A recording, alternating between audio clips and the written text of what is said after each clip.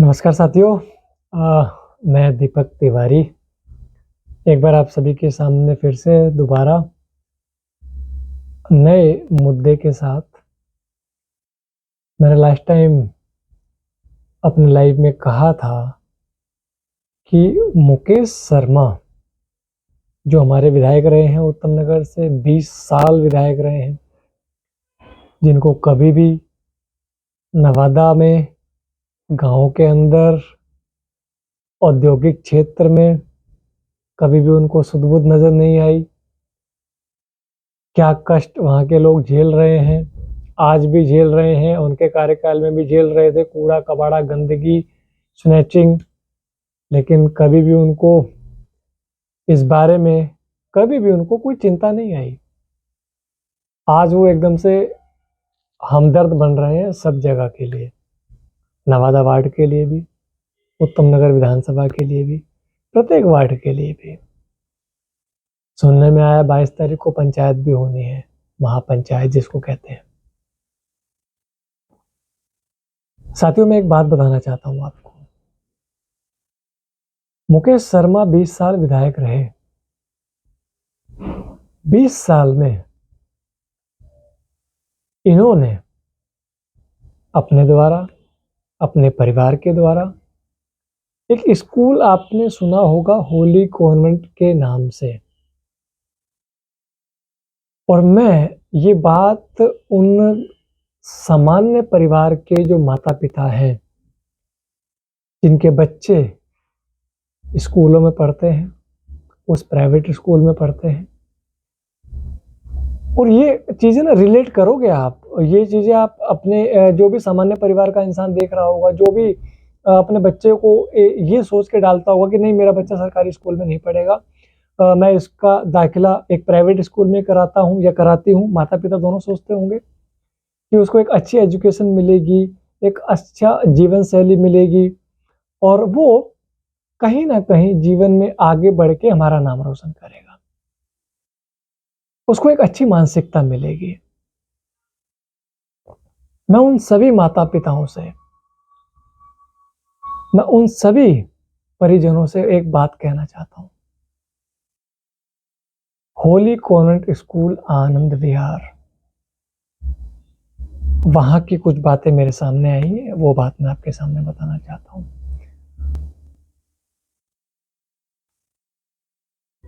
सबसे पहले तो वहां पर जो भी सामान्य वर्ग का परिवार का बच्चा पढ़ता है, ईडब्ल्यूएस वाले होते हैं ना, या जिनकी सामान्य सैलरी होती है, या जो भी कोई भी परिजन जो है, उनके बच्चों के साथ इतना दुर्व्यवहार किया जाता है उस स्कूल में,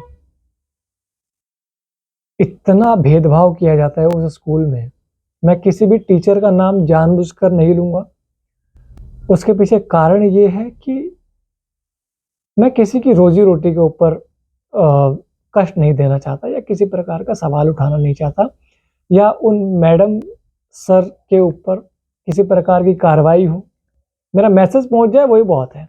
और आप सब जो परिजन सुन रहे हैं इस वीडियो को, वो इस वीडियो के माध्यम से वहां पर मैसेज पहुंचा देंगे तो बहुत अच्छा रहेगा। उनको मैसेज मिल जाएगा, वो इस बात को क्या पता सुधार लें। सामान्य परिवार का जब बच्चा वहां पर जाता है ना, किसी की मान लीजिए फीस अगर लेट हो गई है, उस बच्चे को बैग टांग कर स्कूल के दरवाजे के बाहर,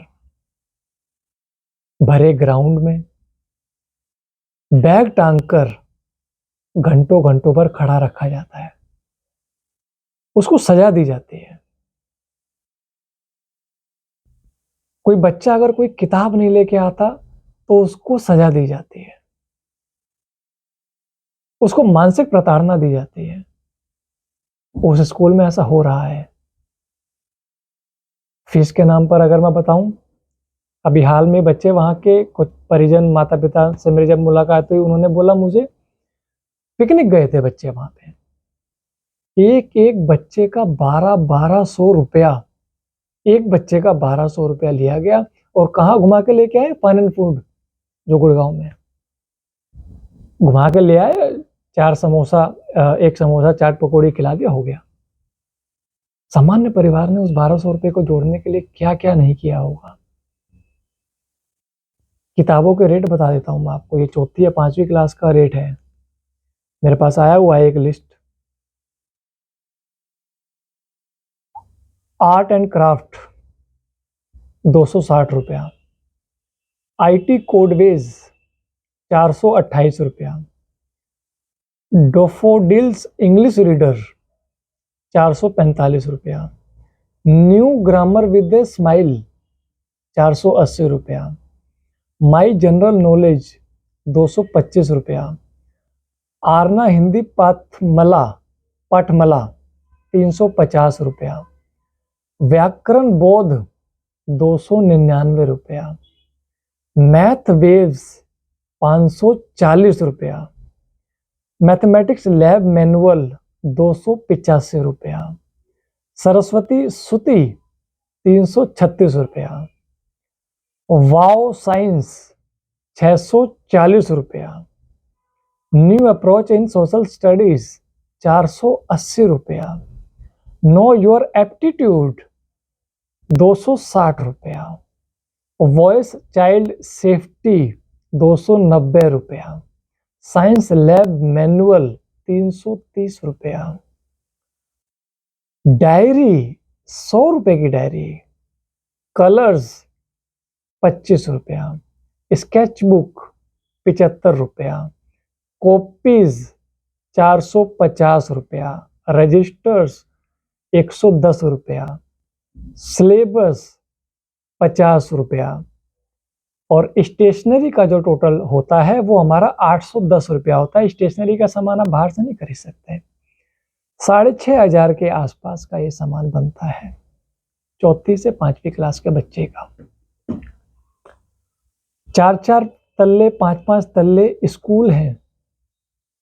आप एक बात समझिएगा, आप अपने बच्चों को पढ़ाई कराने भेजते हो, आप अपने बच्चों को एक हाईली एजुकेटेड बनाना चाहते हो, और सिर्फ उनकी पढ़ाई के ऊपर ध्यान मत दीजिए, उनकी शारीरिक संरचना के ऊपर भी ध्यान दीजिए। आपका बच्चा वो बैग टांगकर 4-4 मंजिल कैसे चढ़ता होगा, और कोई व्यवस्था नहीं है उस स्कूल में, कोई भी व्यवस्था नहीं है। हम अपने बच्चों को कहां जुल्म में झेल रहे हैं या डाल रहे हैं, सॉरी।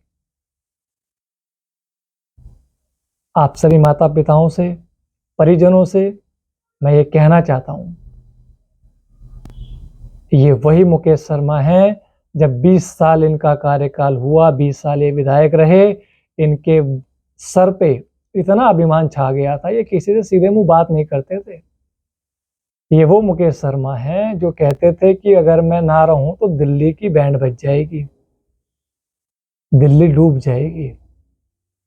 और तमाम तरीके के लोगों से जो बदतमीजियां ये करते थे, उस बात को याद रखिएगा। 20 साल का विधायक अगर उसको उतारा गया है तो जनता ने कुछ ना कुछ सोच के उतारा था, उसके पीछे कारण था। ये जो तिलमली हो रही है ना, हो सकता है सामान्य जो हमारे बूथ लेवल के जो कार्यकर्ता हैं उनको ना पता हो, लेकिन हमें पता है मुकेश शर्मा जी कहाँ कहाँ जा करके हमको इस पार्टी में ले लो, यहाँ से टिकट दिला दो, ऐसा वैसा कर रहे हैं। सारी जानकारी है हमारे पास। और ठीक है, लोकतंत्र है और राजनीति में अफसर ढूंढे भी जाते हैं, उनका अधिकार है, लेकिन हमारे बच्चों के साथ ये जो मजाक किया जा रहा है, हमारे बच्चों के साथ ये जो प्रताड़ना की जा रही है, ये बहुत गलत है। इन चीज़ों को याद रखिएगा। मैं उन माता पिताओं से कहना चाहता हूँ, उन परिजनों से कहना चाहता हूँ, आप इस चीज़ को लेकर के सोचिए कि आपका बच्चा जिस स्कूल में जाता है वो 3-3 4-4 मंजिल पर कैसे चढ़ता होगा, वो छोटा सा बच्चा बैग टांग करके। और उसके ऊपर अगर मान लीजिए आपके बच्चे को, मेरे को तो एक माताजी मिली थी बेचारी, इतना वो मतलब इनको बुरा भला कह रही थी, एक मैडम को, 2-3 मैडमों का नाम ले रही थी। वो एक छोटा बच्चा है, उसने पैंट में कोई शौच कर दिया, टॉयलेट कर दिया, तो वो बच्चा घंटों 2-2 घंटा पड़े रहता है जब तक उसके घर से कोई नहीं आएगा।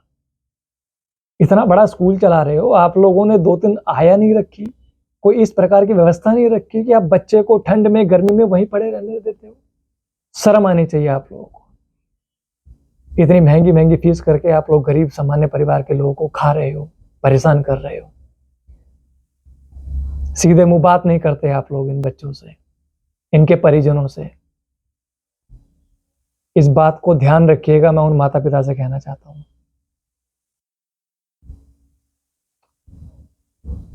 महापंचायत है, बहुत अच्छी बात है, जाइए, देखिए, समझिए, लेकिन वो रूप, वो रंग हमें पता है जो हम यहाँ पर पुराने रह रहे हैं। जो अभी नए आए हैं ना 2-4-5 साल में, फ्लैट वाले, क्योंकि फ्लैट्स बहुत बन गए हैं उत्तम नगर में, मैं उनसे ये बात कहना चाहता हूं। हमने मुकेश शर्मा जी का रंग देखा हुआ है, 20 साल का घमंड हमने देखा हुआ है। इस बात को ध्यान रखिएगा और इस बात को सोचते हुए आगे बढ़िएगा कि हमको अपने बच्चों को अच्छी पढ़ाई देनी है, अच्छी स्टडी देनी है, उसको प्रताड़ित नहीं करवाना है। किसी भी बच्चे के साथ ऐसा ना हो, इस बारे में जरूर ध्यान रखिएगा। मैं सभी से ये बात कहना चाहता हूं। साथ में मैं 1-2 बातें और भी जोड़ना चाहूंगा, और वीडियो लाइव में इसलिए नहीं बना रहा क्योंकि थोड़ा स्वास्थ्य 1-2 दिन से अप एंड डाउन था, इसलिए मेरे को लगा कि अपन ऐसे वीडियो बना करके आपके सामने अपनी बात को रखते हैं, और मुझे उम्मीद है कि आप इस बात को आगे भी और साझा करेंगे, अपने मित्रों के साथ बांटेंगे। आजकल एक ना बड़ी चर्चा चल रही है एक रिकॉर्डिंग की, उत्तम नगर के विधायक की। क्या सच है क्या झूठ है, लेकिन जितना सुनने में आ रहा है उतना आप लोग समझ भी रहे होंगे। कानूनी प्रक्रिया तरीके से अपने काम हो रहे हैं, कोर्ट में मामला है, वहां पर अपने व्यवस्था की तरफ व्यवस्था हो रखी है कि उनका क्या करना है। लेकिन मैं एक बात कहना चाहता हूं, सभी राजनीतिक दलों से एक बात कहना चाहता हूं, और इसका मतलब ये नहीं है कि मैं किसी के साथ हूं। हम अपनी आवाज को पहले की ही तरह उठाते रहेंगे, दबने नहीं देंगे, और बिल्कुल हम इनकी नीतियों के खिलाफ हैं। बिल्कुल, जो इन्होंने हमको नरकीय जीवन जीने पर मजबूर कर रखा है, हम उस नीति के खिलाफ, और हम इनको उखाड़ के फेंकेंगे उत्तम नगर से। ये दोबारा विधायक नहीं बन के आएंगे नरेश बाल्यान। लेकिन इसके साथ मैं एक बात कहना चाहता हूं, इंसानियत के नाते एक बात कहना चाहता हूं, मेरे पार्टी के दलों से भी, लोगों से भी, जो यहां कर हैं, जो उत्तम नगर के हैं, कांग्रेस वालों से भी, या और भी जो निर्दलीय सोच रहे हो, या कुछ ऐसा मन में कुछ ऐसा विचार हो, या कभी चुनाव लड़े हो, हमारा कोई भी कदम ऐसा ना हो कि विधायक जी के ऊपर, उनके परिवार के ऊपर किसी प्रकार का कोई संकट आ जाए व्यक्तिगत, क्योंकि हम व्यक्तिगत शत्रु किसी के नहीं है। हमको शारीरिक कष्ट किसी को भी नहीं देना, ऐसी हमारी मंशा है, जितना मैं मानता हूं। राजनीति में मनभेद नहीं होते हैं और मतभेद हो सकते हैं, है ना।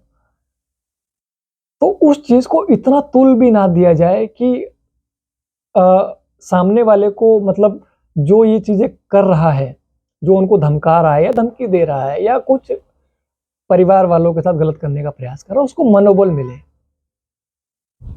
उसकी हिम्मत बढ़े। आप लोग विरोध करिए, आप लोग बात को उठाइए, लेकिन वो हमारा पड़ोसी है।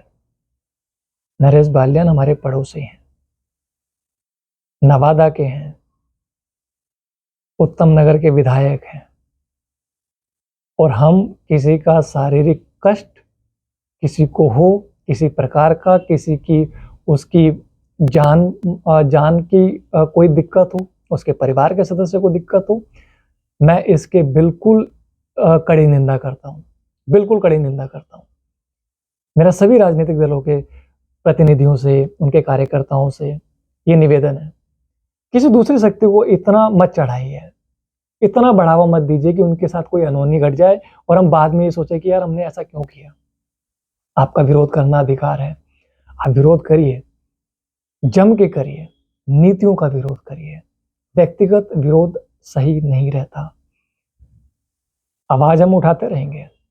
जो कूड़ा है, टूटी सड़कें हैं, नालियां हैं, गंदगी है, इतना इन्होंने हमको नरक में मचा रखा है, चाहे वो पार्षद हो चाहे विधायक हो।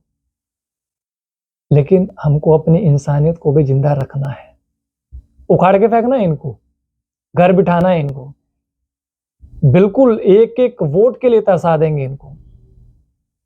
लेकिन हमें कोई अधिकार नहीं होता कि किसी को हम कोई ऐसा बढ़ावा किसी ऐसी शक्ति को दें कि उसके परिवार के सदस्य को, उसको व्यक्तिगत रूप से किसी प्रकार का कष्ट हो सके, उसके जान पर कोई दिक्कत आ सके, परिवार के सदस्य पर दिक्कत आ सके। इतना निवेदन मैं जरूर कहना चाहूंगा। हम सभी पड़ोसी हैं, हम सभी आसपास में रहने वाले हैं। काल ननू ना हो कि तार गैल हो, फिर हम भी रोते हांडों की तरह। तो ये सारी चीजें हमको समझनी पड़ेंगी। हम सबको इंसानियत के तौर पर एक रहना पड़ेगा। राजनीतिक तौर पर हमारे बहुत सारे मतभेद होने चाहिए, होते भी हैं। जो आज 10 साल का विधायक है, आपको 10 साल का विधायक दिख रहा है, वो पार्षद भी रहे हैं वो।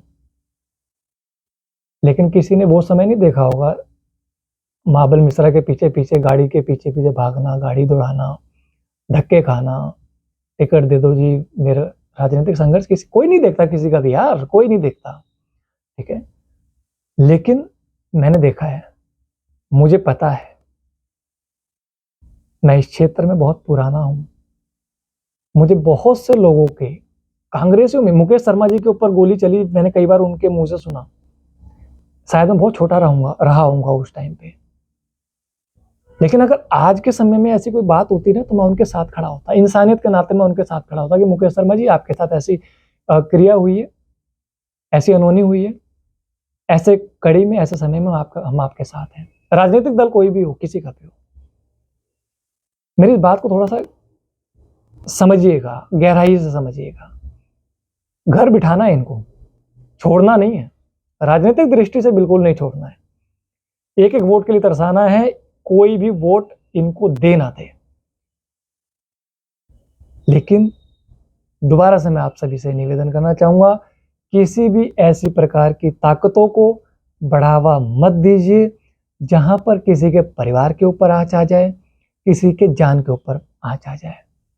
कुछ भी मैटर हो सकता है, कुछ भी। अगले ने कोई गलत किया है, कुछ कर रखा है, रिकॉर्डिंग में सुनाई दे रहा है, उसको कानूनी सजा देगी ना, कानूनी प्रक्रिया से उसको चलने दीजिए। हम किसी को बढ़ावा क्यों दें कि वो कोई उनके परिवार के सदस्य के साथ या उसके साथ कोई अनहोनी करे। समझिएगा इस बात को, इस बात की गहराई को समझिएगा। आप लोगों ने मुझे सुना, मेरी बात को समझा, आप सभी का बहुत बहुत धन्यवाद। इस वीडियो को साझा करिएगा अपने मित्रों के साथ।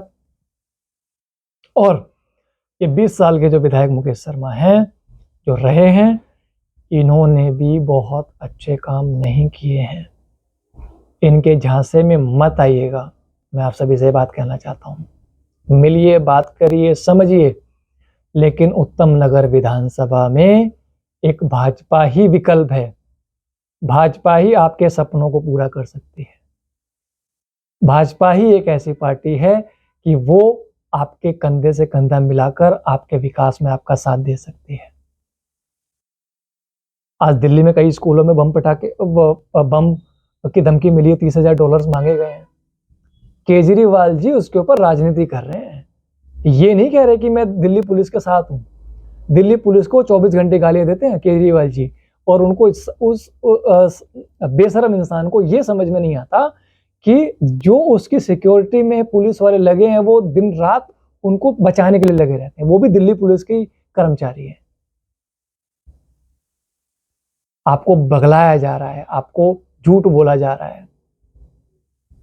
बीजेपी आ जाएगी तो वो सारी बिजली पानी बंद कर देगी, फ्री वाली। अरे कई जगह तो पानी ही नहीं आता। आप एक जगह बोल रहे थे कि भाई मैं पानी के बिल सारे माफ कर दूंगा, कोई पानी का बिल भरने की जरूरत नहीं है। माता जी ने सरेआम कहा आपको कि जी हमारे यहाँ तो पानी नहीं आता, क्या बिल माफ करोगे आप। इनकी नौटंकी अब और नहीं चलेगी। मनीष सिसोदिया भाग गए हैं, आज लिस्ट आई है ना, अपनी विधानसभा छोड़ के भाग गए, दूसरी विधानसभा में चले गए वो। ऐसे ही एक एक विधानसभा छोड़ के भागेंगे ये लोग। आप सभी ने मुझे सुना, आप सभी ने मुझे समझा, आप सभी का बहुत बहुत धन्यवाद, आभार, अभिनंदन। और हम नए नए मुद्दों के साथ आपके साथ आते रहेंगे। और दोबारा से मैं आपसे निवेदन कर रहा हूं, अपने बच्चों को पढ़ाइए, लिखाइए, उनका अच्छा भविष्य बनाइए, लेकिन उनको मानसिक और शारीरिक प्रताड़ित होने से बचाइए। बहुत बहुत धन्यवाद। जय श्री राम, जय शनिदेव।